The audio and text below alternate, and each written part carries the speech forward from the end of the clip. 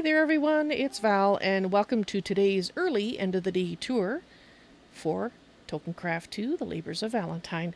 Going to be doing questing for the rest of today, so I decided to do my end of the day tour sooner rather than later, to show you what I've been working on today. And it actually was two specific projects, one of which was a squirrel, and the other one was what I had planned to do in the first place.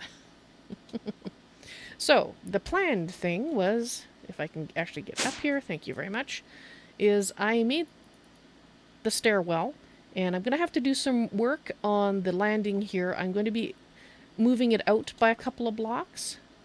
So it'll actually be this block here, just in front of the edge of that altar. And that will make it so that I can actually do an edging and stuff that looks semi-decent. Right now it looks like heck, but it's a functional stairwell. It's not designed for the elk to go up and down, so I made it so it's not shallow. It's using stairs instead of slabs. And basically it goes all the way up the entire tower. And each floor basically is unique. I've done them all different because, well, each floor is going to have a different purpose, and depending on where in the system it comes out, or in the building, where in the building comes out, the system of floors, I guess, is kind of what I'm getting at. They have common elements, but they're all a little bit different. I tried to have the upper stair, when we come out, have this little sort of stair step thing going on, but some of them are different than others, and some of them I might change, like this one does. I don't really like that, so I shall have to work on that. And now we're up onto the top of the second stage of the building, and that there is the very top. I must have gone right past the that stage down there without realizing it. I guess it means the stairwell was done well if I could walk up that without realizing how far I'd gone up. Right, and so then we, as I said before, this tower will mostly be used just for storage and for its intended purpose, which is to get to the top, to these balconies, and have a grand view of the surrounding countryside. Right. Now, if they had ginormous bells, I might actually put bells up here, but they don't really have big bells that I can, make it look like that's what that was for. So, not a bell tower, alas. Right, so that's the top of the second stage. So let's see if I can not miss it this time.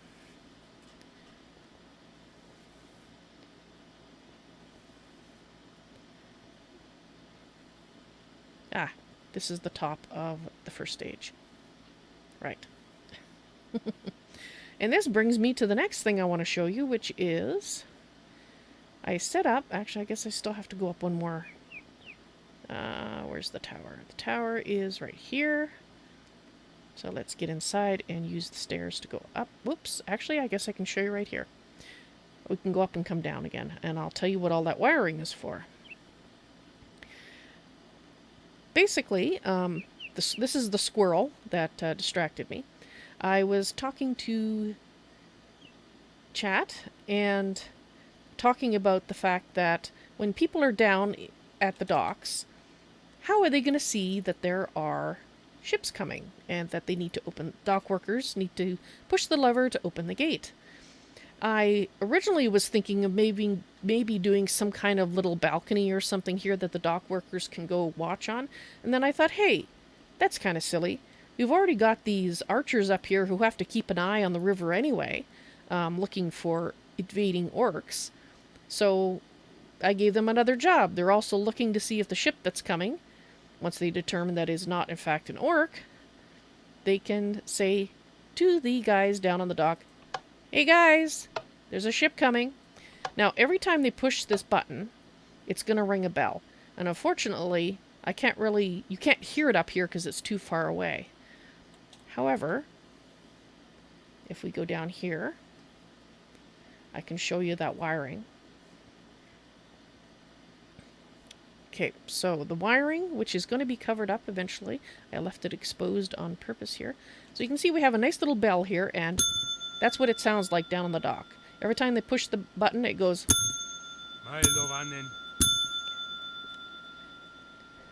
So we can see that these are tagged. This is tagged as green. I know that this does not look like it's actually connected to the bell, but it is. Believe me, it is. In fact, I think if I get a lever, I might be able to connect it up right here. Yeah, see there? So every time you push the button, the bell is going to ring. Right. So green is actually a message that's coming back, and you're probably saying, well, why is the bell here and we didn't hear it when you said the bell was down at the dock? Well, that's because this bell is for the dock workers down there to say, stop pushing the button. We heard you. We know there's a ship coming. Just quit it. So white is the signal from the bell up on the surface going down to the dock.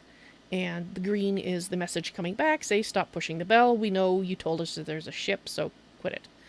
There's also... I am going to make a small change, which I will do off camera. I'm basically going to put the bell push up on one block higher, so I can attach the actual sign to it, and then that way they don't have to lean way over to push the button. I wasn't thinking about that when I first installed it, so I will make that refinement later. Right, so the actual wiring, this is the longest one that I had to wire. It goes down underneath and around and through here and along here and over to here, and then it goes down. But I hid that all underneath so that we don't see it. But if you look on the underside of this thing here, you can see where the wire is going. That's why the stairs are there, is to hide the wiring. Right, so that comes around, and let's go down to the dock.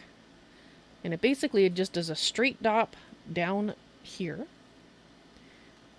And here is the stop ringing the bell button.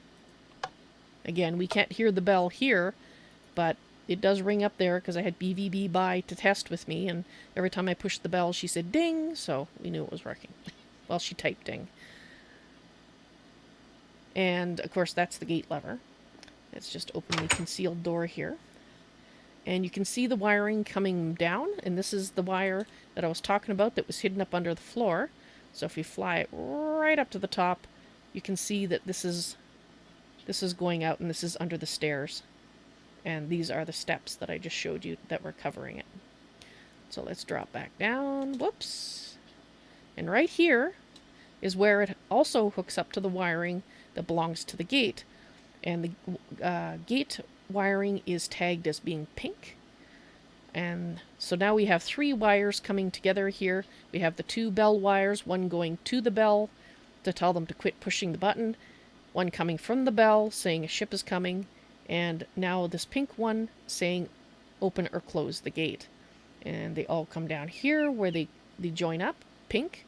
That connects up to the lever right there. So they can open and close the gate.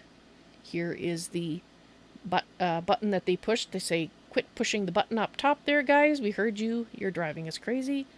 And, of course, the white incoming bell button to say, hey, there's a ship coming, and there's the bell that it's ringing. Like that. And I have almost exactly the same setup on the other side. It's just a lot shorter of a wire. So basically there's a bell on either side of the dock for the appropriate gate. Now, for this particular one, because if you look at the map, this actually, the rivers that come in a Y shape.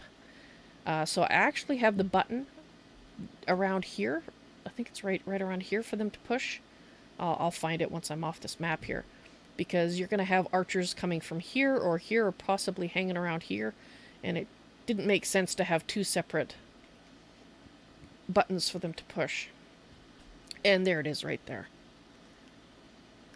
Ship arrival bell push. And of course that is for either one of these. It doesn't really matter, because no matter which direction they're coming from, they're going to have to come in through this gate anyway, if they're planning to dock. Of course, they're going to have to, do various signals with flags or something if there's already a ship in the dock. Although I suppose if it's not a big ship, they could kind of squeak two in here, but it would be kind of tight. They might actually have to, kind of park over here and wait. Or something. I guess it depends on which direction the river traffic normally flows. I kind of considered it as flowing this way, but there's going to be some flowing the other way too, and that's, of course, why there are bell pushes on both sides.